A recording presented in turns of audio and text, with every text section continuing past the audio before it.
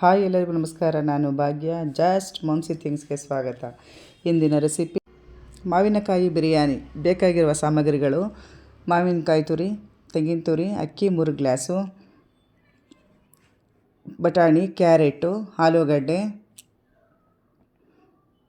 ಮನೆಯಲ್ಲಿ ಮಾಡೋದು ಖಾರದ ಪುಡಿ, ಅರಿಶಿಣ ಪುಡಿ, ಪೆಪ್ಪರ್ ಪುಡಿ, ಗರಂ ಮಸಾಲ, 2 ಹಸಿಮೆಣಸಿನ್ಕಾಯಿ, ಎಣ್ಣೆ ಅರ್ಧ ಬಟ್ಲು, ಕೊತ್ತಂಬರಿ ಸೊಪ್ಪು, ಶುಂಠಿ ಬೆಳ್ಳುಳ್ಳಿ, ಮೊಸರು 1 ಬಟ್ಲು, ಉಪ್ಪು ರುಚಿಗೆ ತಕ್ಕಷ್ಟು, ಈರುಳ್ಳಿ 4, ಚಕ್ಕೆ, ಲವಂಗ, ಏಲಕ್ಕಿ, ಜೀರಿಗೆ, ಕಸೂರಿ ಮೇಥಿ, ಪಲಾವ್ ಎಲೆ. ಮೊದಲಿಗೆ ಕುಕ್ಕರನ್ನು ಬಿಸಿಗೆ ಇಟ್ಕೊಳ್ಳೋಣ. ಕುಕ್ಕರ್ ಕಾದ ನಂತರ ಎಣ್ಣೆ ಹಾಕಿ, ಎಣ್ಣೆ ಕಾದ ಮೇಲೆ ಪಲಾವ್ ಸಾಮಾನು ಎಲ್ಲ ಸೇರಿಸ್ಕೊಂಡು ಒಂದು ಸರಿ ಮಿಕ್ಸ್ ಮಾಡ್ಕೊಳ್ಳೋಣ. ಇದರಲ್ಲಿ ನಾನು 4 ಈರುಳ್ಳಿ ಹೆಚ್ಚಿಟ್ಕೊಂಡಿದ್ದೆ, ಅದರಲ್ಲಿ 2 ಈರುಳ್ಳಿ ಮಾತ್ರ ಹಾಕ್ಕೊಂಡು ಫ್ರೈ ಮಾಡ್ಕೊಳ್ಳೋಣ. ಇನ್ನು ಯಾರೆಲ್ಲ ನನ್ನ ಚಾನಲ್ ಸಬ್ಸ್ಕ್ರೈಬ್ ಮಾಡ್ಕೊಂಡಿಲ್ವಾ, ಪ್ಲೀಸ್ ಸಬ್ಸ್ಕ್ರೈಬ್ ಮಾಡ್ಕೊಳ್ಳಿ. ಹಾಗೆ ಬೆಲ್ ಐಕಾನ್ ಪ್ರೆಸ್ ಮಾಡೋದನ್ನು ಮರಿಬೇಡಿ. ಈಗ ಶುಂಠಿ ಬೆಳ್ಳುಳ್ಳಿ ಪೇಸ್ಟ್ ಸೇರಿಸ್ಕೊಳ್ತಾ ಇದ್ದೀನಿ. ಹಸಿ ವಾಸನೆ ಹೋಗೋವರೆಗೂ ಸ್ವಲ್ಪ ಚೆನ್ನಾಗಿ ಫ್ರೈ ಮಾಡ್ಕೊಳ್ಳೋಣ. ಮೊದಲೇ ತೆಗೆದಿಟ್ಕೊಂಡಂತಹ ಮಸಾಲ ಸಾಮಗ್ರಿಗಳನ್ನು ಹಾಕ್ಕೊತಾ ಇದ್ದೀನಿ. ಮಸಾಲ ಸಾಮಗ್ರಿಗಳನ್ನು ಸೇರಿಸ್ಕೋಬೇಕಾದ್ರೆ ಸ್ಟವ್ ಮೀಡಿಯಮ್ ಫ್ಲೇಮ್ ಇರಬೇಕು. ಹಸಿ ವಾಸನೆ ಹೋಗೋವರೆಗೂ ಫ್ರೈ ಮಾಡಿ. ಈಗ 1 ಬಟ್ಲು ಮೊಸರು ಸೇರಿಸ್ಕೊತಾ ಇದ್ದೀನಿ. ಮೊಸರು ಸೇರಿಸ್ಕೊಂಡ್ಮೇಲೆ ಸ್ವಲ್ಪ ಚೆನ್ನಾಗಿ ಮಿಕ್ಸ್ ಮಾಡ್ಕೊಳ್ಳೋಣ.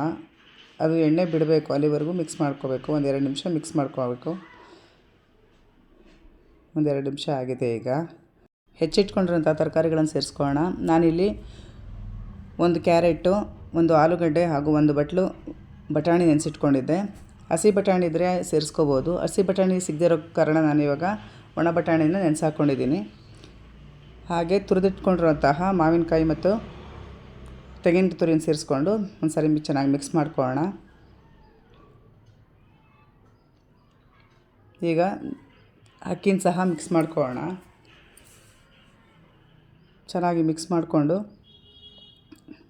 ನಾನು ಮೊದಲೇ ಒಂದು ಸೈಡು ನೀರು ಕಾಯಕ್ಕೆ ಇಟ್ಕೊಂಡಿದ್ದೆ, ಅದನ್ನು ಸೇರಿಸ್ಕೊಳ್ಳೋಣ.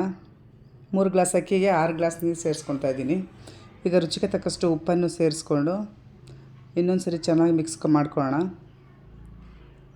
ಇಲ್ಲಿ ನಾವು ಉಪ್ಪು ಖಾರ ಕರೆಕ್ಟಾಗಿದೆಯಾ ಅಂತ ಚೆಕ್ ಮಾಡಿಕೊಂಡು 2 ವಿಸಲ್ ಹೊಡೆಸ್ಕೊಳ್ಳೋಣ ಕುಕ್ಕರು. ನಾನು ಅರ್ಧ ಈರುಳ್ಳಿ ಮಾತ್ರ ಒಗ್ಗರಣೆಗೆ ಹಾಕಿ ಇನ್ನೊಂದು ಅರ್ಧ ಈರುಳ್ಳಿ ಹಾಗೆ ಇಟ್ಕೊಂಡಿದ್ದೀನಲ್ಲ, ಅದನ್ನು ಈಗ ಚೆನ್ನಾಗಿ ಪೇಷನ್ಸಿಂದ ಚೆನ್ನಾಗಿ ರೋಸ್ಟ್ ಆಗೋ ರೀತಿಯಲ್ಲಿ ಗರಿಯಾಗಿ ರೋಸ್ಟ್ ಆಗೋ ಥರ ಚೆನ್ನಾಗಿ ರೋಸ್ಟ್ ಮಾಡ್ಕೊಳ್ಳೋಣ.